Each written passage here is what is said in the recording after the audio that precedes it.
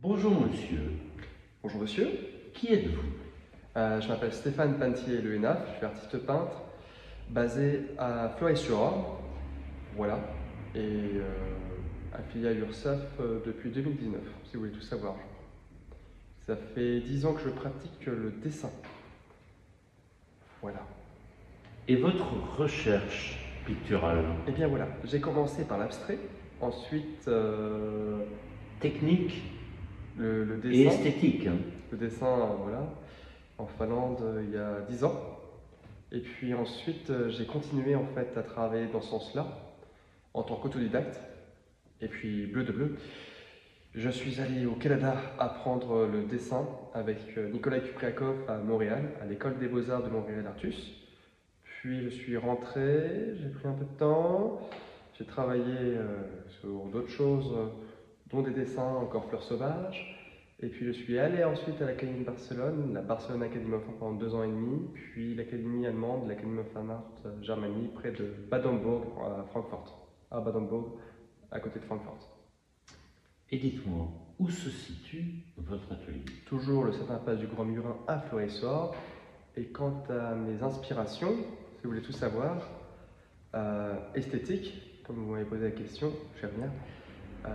Eh bien, en fait, j'aimerais réussir davantage à réussir à dépeindre un souvenir d'un moment. C'est un peu particulier. Euh, c'est plutôt en référence Camille Corot que Leonardo da Vinci. C'est plutôt Camille Corot, voilà.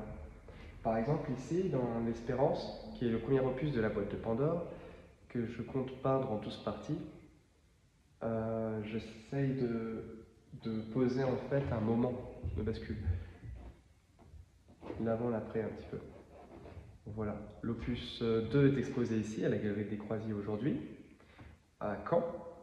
Et l'opus 3 est en cours de réalisation, sur la folie. Bon voilà. Le sujet n'est pas le plus important à mes yeux. Ce qui est important, c'est la manière d'interpréter les choses. Et là, d'interpréter un souvenir d'un moment, surtout. Je comprends. Plus que le sujet en fait. Savez-vous, il me serait intéressant d'aller plus loin dans un autre épisode. Ça marche. Mais, pour terminer, que pensez-vous devenir dans 10 ans?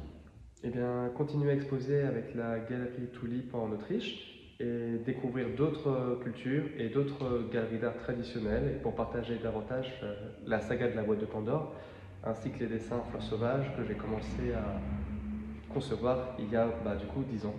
Voilà. Allez, pour terminer, je vous ai entendu parler de la boîte de Pandore. Oui. J'ai l'impression qu'elle a beaucoup d'importance pour vous. Eh bien, oui, c'est quelque chose, c'est un grand périple en soi, donc que je souhaite dépeindre en 12 parties, comme une poupée russe, composée de 12 tableaux. L'Espérance qui est présente fait 30 par 40 cm, il est exposé en ce moment à la Galerie Tulip au 6 Balgas. La Mort, Memento Mori, est exposée là à Caen, bon, voilà, du 17 au 23 avril 2025.